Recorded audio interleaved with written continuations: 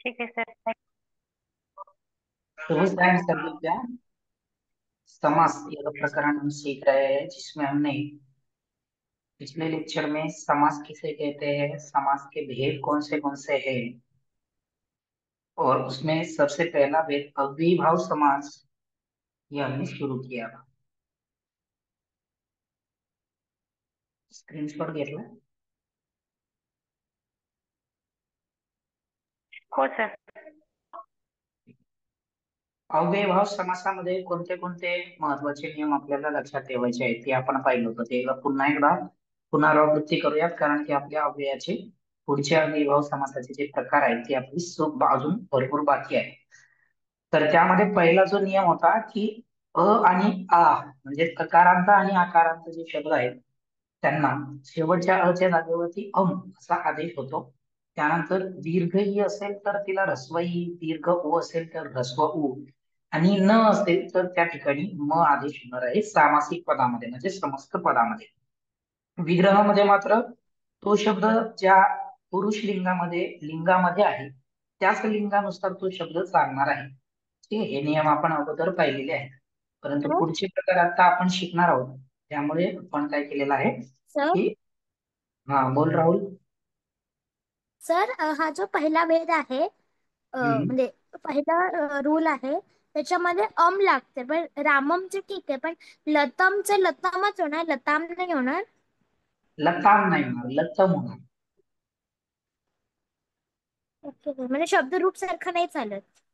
नाही नाही नाही, त्याचा आणि इथे काही संबंध नाही, कारण की अव्ययभाव समासामध्ये जे समस्त पद बनणार आहे ते त्याचे शब्दरूप होणार नाही, ते पूर्ण एक अव्यय असणार आहे.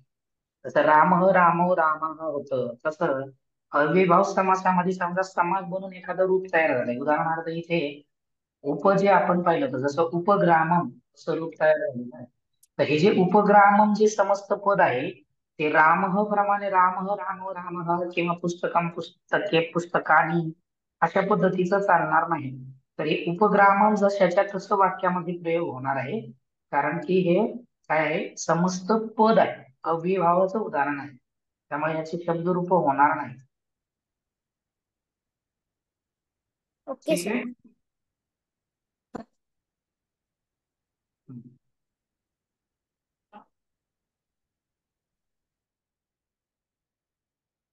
मागील वर्गामध्ये आपण उप हे अव्यय पाहिलं होतं, जो की पहिला प्रकार आहे अव्ययभाव समासाचा. दुसरा अव्यय आहे निर. अर्थ काय आहे? अभाव. अभाव म्हणजे काय? तर एखादी वस्तू एखाद्या ठिकाणी नसणं म्हणजे अभाव. जसं उदाहरणार्थ आज वर्गामध्ये कोण नाहीये, समजा रंगनाथ नाही, आज रंगनाथ नाहीच आहे, म्हणजेच आज वर्गामध्ये रंगनाथचा काय आहे? अभाव आहे. समजलं नाही? वर्गामध्ये कुणी गैरहजर आहे, श्रेया नावाची मुलगी गैरहजर आहे, तर वर्गामध्ये श्रेयाचा काय आहे? अभाव आहे.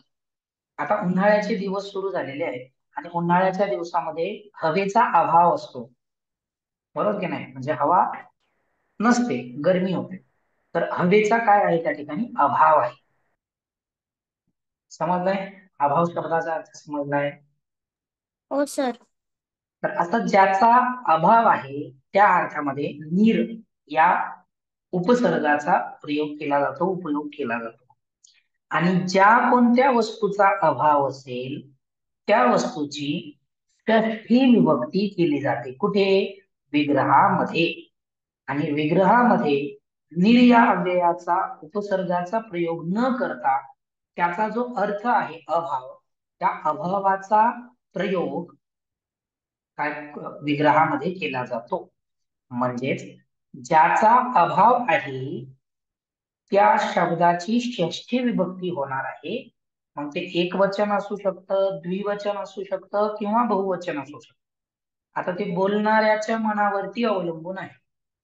ठीक आहे, म्हणजे त्याला किती व्यक्तीचा अभाव आहे असं बोलायचं आहे, त्यानुसार तो विग्रहामध्ये ज्या वस्तूचा किंवा व्यक्तीचा अभाव आहे त्या वस्तू किंवा व्यक्तीला वाचक जो शब्द आहे त्याचं षष्ठी विभक्तीचं एकवचन, द्विवचन किंवा बहुवचनाचा प्रयोग तो करील. ठीक आहे. आणि निर या अव्ययाच्या उपसर्गाच्या ऐवजी अभाव असा त्याचा जो अर्थ आहे त्याचा तो प्रयोग करेल. ठीक आहे. आणि समस्त पद जेव्हा आपण करतो तेव्हा अभाववाचक जो निर उपसर्ग आहे त्याला अगोदर घ्यायचा आहे आणि ज्याचा अभाव सांगितलेला आहे तो शब्द नंतर येणार आहे. आणि नियमाप्रमाणे अ च्या जागेवर अम किंवा आ च्या जागेवर अम लागणार आहे. दीर्घ ई असेल ह्स्व ई, दीर्घ उ असेल ह्स्व उ आणि न असेल तर म, अशा पद्धतीने समस्त पदामध्ये होणार आहे. उदाहरणार्थ बघा, मक्षिकाणाम अभाव. कशाचा अभाव आहे? कुठे आता घरामध्ये समजा माशा नाहीये. ठीक आहे. पावसाळा सुरुवात झाली ज्यावेळेस लिंबाच्या झाडाला लिंबोळ्या असतात त्यावेळेस माश्या जास्त प्रमाणात आपल्याला दिसतात. आत्ता माश्या दिसतात का? नाही. म्हणजे माशांचा काय आहे? अभाव आहे. कुठे कुठे असतात जिथे घाण आहे, कचरा आहे, तिथे माश्या असू शकतात. पण समजा एखाद्या ठिकाणी माशांचा अभाव आहे म्हणजे माश्या नाही, तर कशाचा अभाव आहे? माशांचा. माशा म्हणजे पाण्यातले मासे नाही, फिरणाऱ्या माशा. तर माशाला शब्द आहे मक्षिका. तर खूप सगळ्या माशांचा अभाव आहे, एकही माशी त्या ठिकाणी नाही. म्हणून षष्ठी विभक्ती बहुवचन केलं मक्षिकानाम अभाव. ठीक आहे. मक्षिकानाम अभाव. समस्त पद काय तयार झालं? अभाव नीरचा अर्थ आहे म्हणून समस्त पदामध्ये मूळ उपसर्ग नीर घेतला. निर्मक्षिकम. आता मक्षिका शब्द आहे परंतु त्याचा जो आ आहे त्याच्या जागेवर अम आदेश होऊन समस्त पद काय तयार झालेलं आहे? निर्मक्षिकम. अवगतम? अवगत. समजलंय?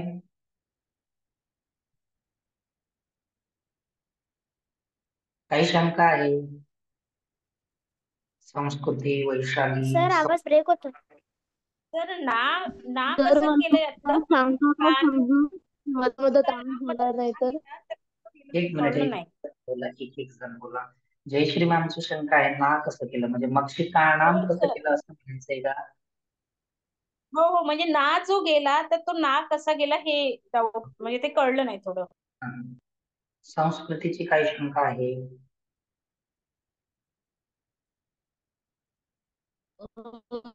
सर मला एकदा सांगा ना, डबल कळलं नाही थोडस हे. ओके. नीर हा उपसर्ग आहे. अव्ययीभाव समासाचं दुसरं उदाहरण, दुसरा प्रकार आहे. तर नीर या उपसर्गाचा अर्थ काय आहे? अभाव असा अर्थ आहे. अभाव म्हणजे काय? एखादी वस्तू किंवा व्यक्ती काही ती नसणं एखाद्या जागेवरती त्याला म्हणायचं अभाव. जसं खोलीमध्ये माशा नाहीये तर माशांचा खोलीमध्ये काय आहे? अभाव आहे. काय आहे? अभाव आहे. विग्रह करताना विग्रहामध्ये आपण उपसर्गाचा किंवा अव्ययाचा प्रयोग करत नाही, म्हणजे समासामध्ये होत नाही. तर त्या उपसर्गाचा जो अर्थ आहे त्या अर्थवाची पदाचा प्रयोग आपण विग्रहामध्ये करतो. जसं उदाहरणार्थ मक्षिकाणाम अभाव हा विग्रह आहे. कोणत्या समासाचा? समस्त पद काय आहे त्याचं? तर निर्मक्षिकम असं समस्त पद आहे. त्याचा विग्रह काय केला? मक्षिकाणाम अभाव. म्हणजे विग्रहामध्ये आपल्याला नीर या उपसर्गाच्या ऐवजी त्याचा जो अर्थ आहे अभाव त्याचा प्रयोग करायचा आहे आणि तो नंतर करायचा आहे. अगोदर कोणाचा? तर ज्याचा अभाव आहे त्या शब्दाचा प्रयोग अगोदर करायचा आहे. या उदाहरणामध्ये मक्षिका म्हणजेच माशांचा अभाव आहे म्हणून मक्षिका शब्द अगोदर घेतला आणि ज्याचा अभाव असेल त्या पदाची षष्ठी विभक्ती करायची आहे. आता मक्षिका शब्द हा कसा आहे? कोण सांगताय? सर अकारांत. अकारांत. अजून अकारांत कसं? आकारांत स्त्रीलिंग आहे. अकारांत. आकारांत आकारांत स्त्रीलिंग आहे. स्त्रीलिंग. बरोबर. आकारांत स्त्रीलिंग. स्त्रीलिंग आहे मक्षिका. आकारांत स्त्रीलिंग आहे. मग आकारांत स्त्रीलिंग आहे कोणत्या शब्दाप्रमाणे चालेल? कोण सांगताय? लता. लताप्रमाणे चालेल. बरोबर, लता. छान. लता, सीता. आणि लता किंवा सीता शब्दाची षष्ठी विभक्ती कशी होते? लतायाः लतयोः लतानां षष्ठी.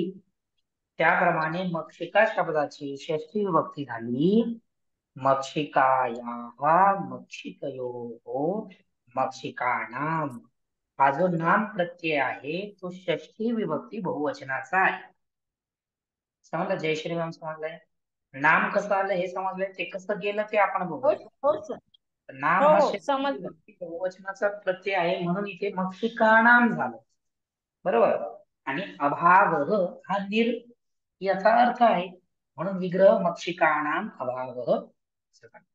समस्त पद करताना ज्या उपसर्ग किंवा ज्या अव्ययाचं ते उदाहरण आहे ते अव्यय अगोदर घ्यायचं आहे, उपसर्ग अगोदर घ्यायचा म्हणून निर अगोदर घेतलं. अभाव समस्त पदामध्ये येणार नाही कारण की समस्त पदामध्ये आपल्याला मूळ उपसर्ग किंवा अव्यय घ्यायचा आहे. ठीक आहे. त्यामुळे निर झालं. आणि मक्षिका शब्द आहे मूळ मक्षिका. तर आपण अव्ययीभाव समासाच्या अगोदर आता आपण रिव्हिजन म्हणून सुद्धा ते पाहिलं. इथे विशेष नियम सांगितले. जे शब्द अकारांत आणि आकारांत असतील त्यांच्या अ आणि आच्या जागेवरती अम आदेश होतो. त्याप्रमाणे मक्षिका का मध्ये जो अ आहे आ आहे त्या अच्या जागेवर अम असा आदेश झाला आणि निर्मक्षिकम असं रूप तयार झालं. तर निर्मक्षिकांचा अर्थ काय झाला? माशांचा अभाव. त्याला संस्कृत मध्ये सांगायचं असेल तर विग्रहामध्ये सांगायचं मक्षिकाणाम अभावः. अहम कीदृश वदामि शृण्वन्तु. तत्र तर कक्षायां निर्मक्षिकम् एतादृशं वाक्यमहम् अवदम्. तर्हि अस्य वाक्यस्य अर्थं कीदृशः भवति? मक्षिका. तत्र कक्षायां मक्षिकाणाम् अभावः अस्ति. तत्र कक्षायां निर्मक्षिकम् अस्ति. अस्य वाक्यस्य अर्थः किम्? तत्र कक्षायां मक्षिकाणाम् अभावः अस्ति. अवगतं वा? अवगतम्. जयश्री महोदय, अवगतं वा? अवगतम सर. अग्रे. बाधानाम् अभावः निर्बाधम्. अत्र बाधा मूलशब्दः अस्ति. किं? बाधा. आकारान्त स्त्रीलिंगी शब्दः अस्ति. बाधा नाम पुल्लिंगे संकटः. ठीक आहे. बाधा म्हणजे काय? संकट. त्याचा कसा समास झालेला आहे? निर्बाधम. पुढचे समास तुम्ही सांगायचे आहेत. जनानाम अभाव. ज्याला उत्तर येते त्याने रिझाईन करा. जनानाम अभाव. निर्जना. परत परत विचार करून थोडस. निर निर्जनम. निर्जनम. संस्कृतीचा आवाज आला मला बरोबर. निर. तर मी सांगितलं तर आधी निर्जन. मला तुमचा आवाजच आला नाही त्याच्यामुळे परत विचारलं होतं. बरोबर आहे सर निर्जन. इकडे नेटवर्कचा खूप खूप प्रॉब्लेम आहे. तुमचा पण आवाज मला अडकळत अडकळत येत आहे. हो का? बाकीच्यांना येतोय स्पष्ट? नेटवर्क माझ्याकडे नेटवर्कचा प्रॉब्लेम असल्यामुळे माझा पण आवाज येत नाही नीट आणि तुमचा पण मला येत नाहीये. थोडस नेटवर्क सर्च करा ना कुठे आहे का. पुढे भयस्य अभावः. किचन मध्ये ते निर्भयम. बसले. बरोबर आहे. छान. निर्भय. निर्भय. निर्भय नाही, निर्भयम. हम यायला पाहिजे ना. निर्भयम. ठीक आहे. दोषाणाम अभावः. निर्दोषम. निर्दोषम. याच्यापासूनच निर्दोष शब्द तयार होता.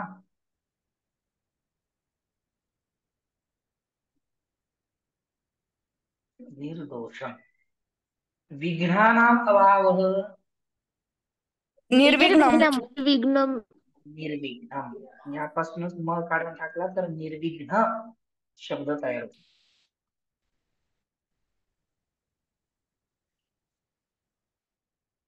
निर्विग्रह.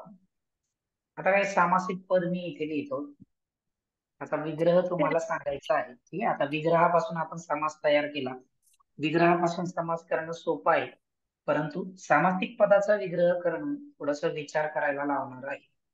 त्यामुळे चला एकवचन बहुवचन लक्ष देऊन वापरायचं आहे. ठीक आहे.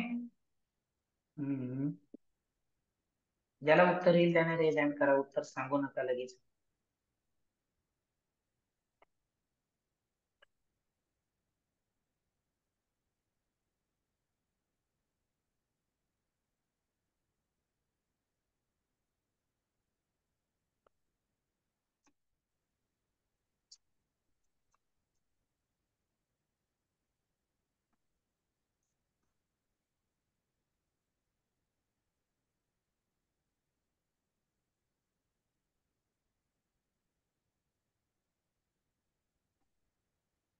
हम्म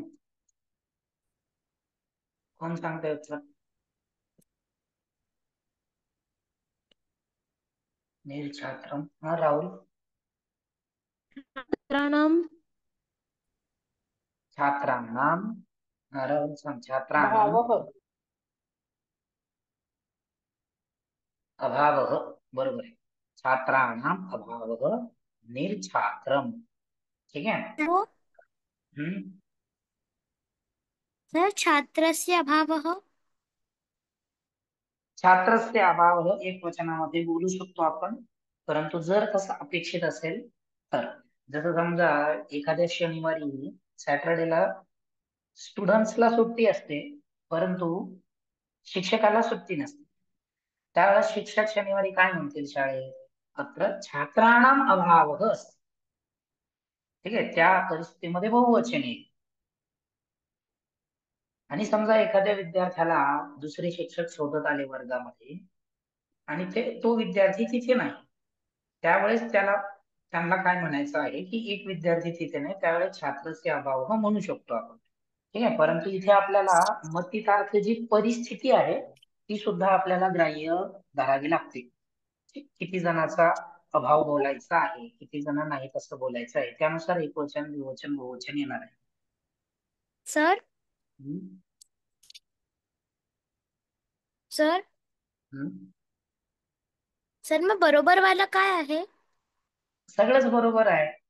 जसे इथे बघ भयस्य अभाव या उदाहरणामध्ये स्पष्ट होईल. आता इथे एका भीतीचा अभाव असं म्हटलेलं आहे, म्हणजे एका प्रकारच्या भीतीचा अभाव. जसं समजा एखादा वाघाला घाबरतो, तो सापाला घाबरेल असं नाही. त्याला समजा वाघाच्या भीतीचा त्याच्या ठिकाणी अभाव आहे, त्याला वाघाची भीती नाही. परंतु एखाद्याच्या ठिकाणी सर्वच भयाचा अभाव आहे, तो कशालाच घाबरत नाही, कोणत्याही प्रकारची भीती त्याच्या ठिकाणी नाही. आता इथे काय येईल? भयानाम अभाव.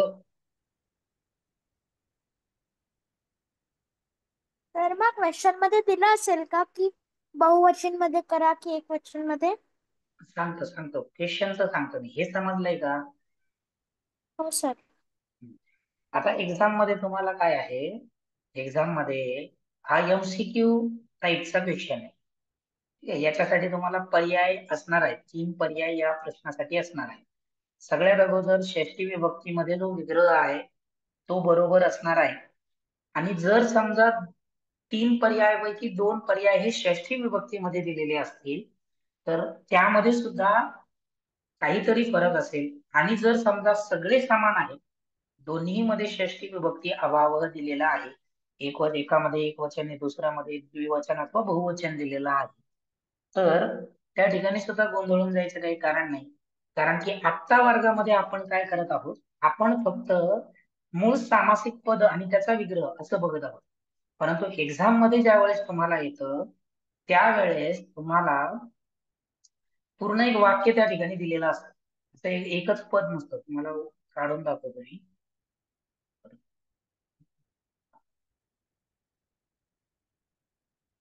जसं आता टेन्थचा पेपर बघूयात आपण.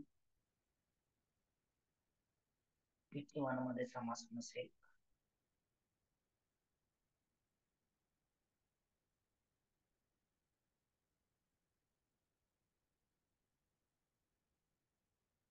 हे टर्मचा पेपर आहे.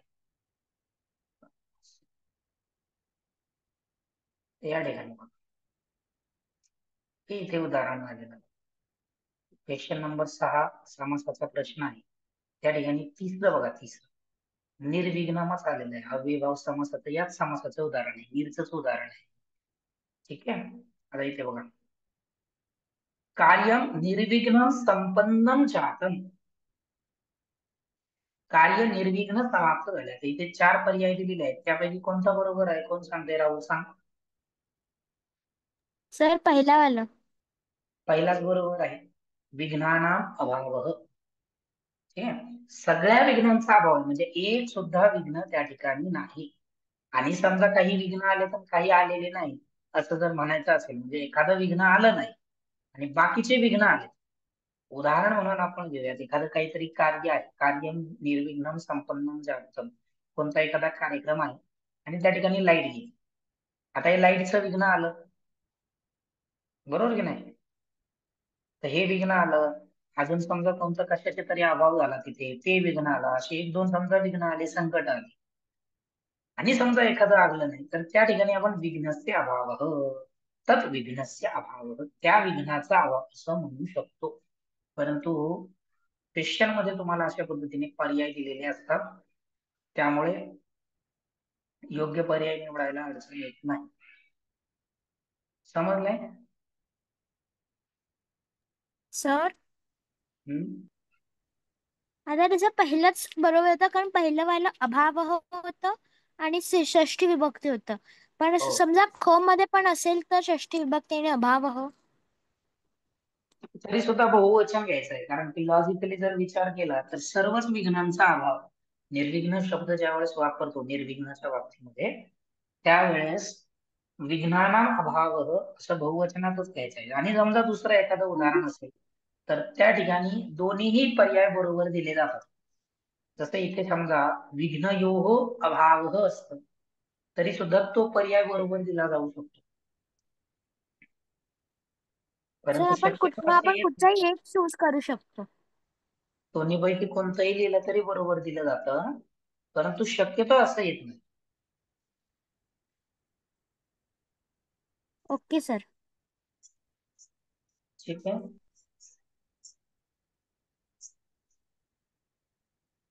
एकच मिनिट, 5व्या प्रश्नाचं उत्तर सांगा तोपर्यंत.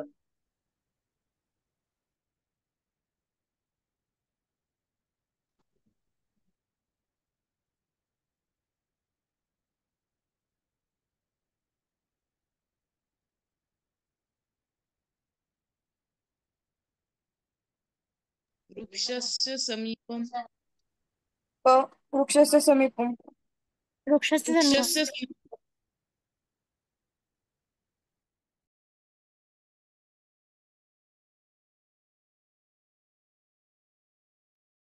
बरोबर आहे, उत्तर बरोबर आहे. वृक्षस्य समीपम हे उपवृक्षम, तिथे म राहिलेला आहे, उपवृक्षम राहिले तिथे, परंतु वृक्षस्य समीपम हे उत्तर जे आहे ते बरोबर आहे. समजलंय?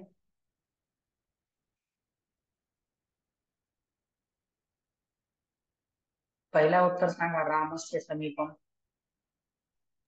उपरामम. राम, बरोबर आहे. समजलंय राहुल? समजलंय? शंका दूर झाली आहे. हो सर. हम्म. ठीक आहे, नीर समजला? पुढचा अव्ययाचा प्रकार आहे अणु. आता हे अणु दोन्ही मी सोबत घेतलेले आहेत, दोन्ही म्हणजे एकच अव्यय आहे अणु, उपसर्ग. त्याचे दोन वेगळे वेगळे अर्थ आहेत, एक पश्चात आणि दुसरा आहे योग्यता. ठीक आहे. योग्यता म्हणजे एका पश्चात अगोदर बघूया. पश्चात म्हणजे नंतर. एखादा व्यक्ती किंवा वस्तू एखाद्या वस्तूच्या नंतर चालत आहे किंवा नंतर म्हणायचं आहे, याच्या नंतर असं म्हणायचं आहे, तर ज्याच्या नंतर म्हणायचं आहे त्या शब्दाची षष्ठी विभक्ती होणार आहे. उदाहरणार्थ बघा, अनुरथम पहिलं उदाहरण आहे. समस्त पद काय आहे? अनुरथम. कशाच्या पश्चात म्हणायचं आहे? रथाच्या पश्चात, म्हणजे रथाच्या मागे. ठीक आहे, रथाच्या नंतर किंवा रथाच्या मागे. तर ज्याच्या पश्चात म्हणायचं आहे त्याची षष्ठी विभक्ती होते. म्हणून विग्रहामध्ये रथ शब्द अगोदर आला आणि रथस्य आणि अनुपसर्गाचा प्रयोग न करता विग्रहामध्ये आपल्याला त्याचा अर्थ जो आहे त्याचा प्रयोग करायचा आहे. त्यामुळे पश्चात, रथस्य पश्चात, समजतं. पण अनुरथम, प्रियायाः पश्चात,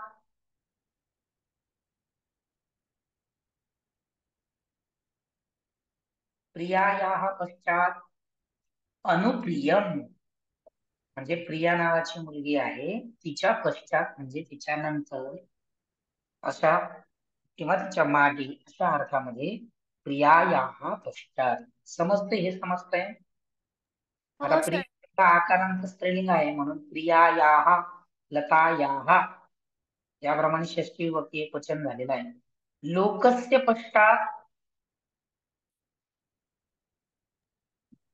अनुलोम, अनुलोकम. वृक्षस्य पश्चात अनुवृक्षम. आता समस्त पदाचा विग्रह सांगा. अनुशिक्षकम, शिक्षकस्य पश्चात. शिक्षकस्य पश्चात. शिक्षकस्य पश्चात. अनुगुरु, गुरुस्य. अनुगुरु,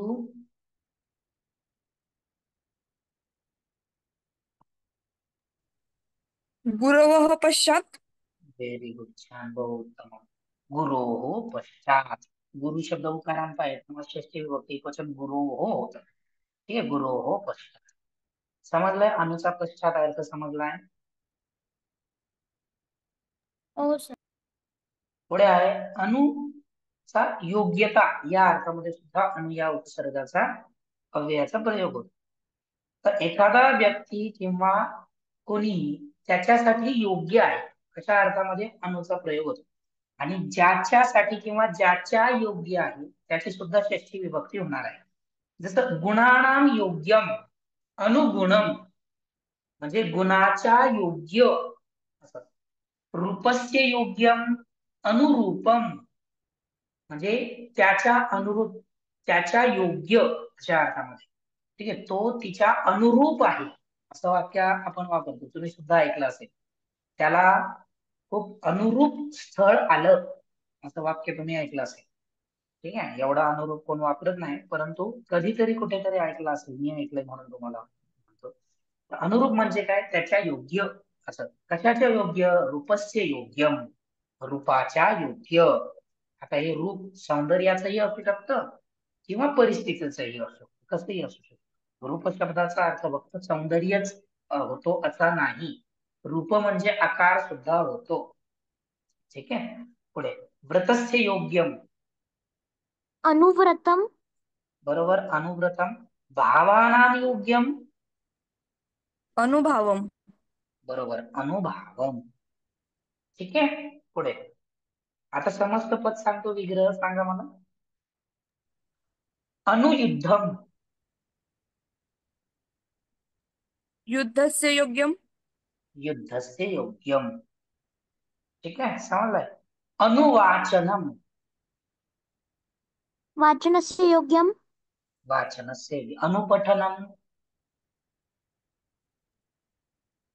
पठनस्य योग्यम, अनुगमनम, पठनस्य योग्य, जाने के योग्य, अर्थ बरोबर आहे, जाण्यायोग्य. विग्रह काय होईल संस्कृत मध्ये? अनुगमनम, अनुगमन, गच्छस्य योग्यम. गमनस्य योग्यम, गमनस्य योग्यम. समजलं इथपर्यंत?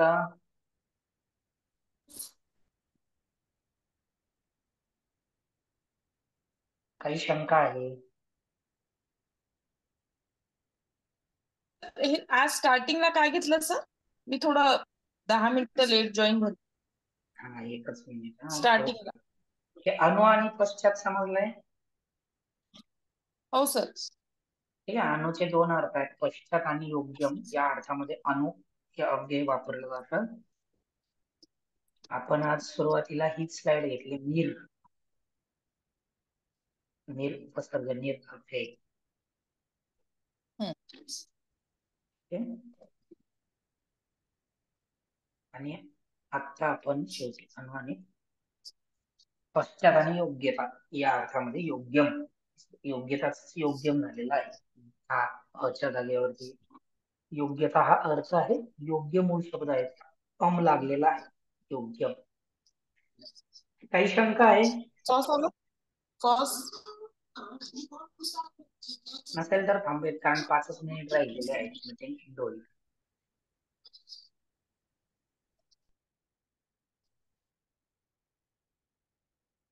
थांबूया तिथे. पुढची पीपीटी माझी राहिली आहे, करून घेतो. ठीक आहे. शुभरात्री सर्वेभ्यः. शुभरात्री शुभरात्री आचार्य. आचार्य. शुभरात्री.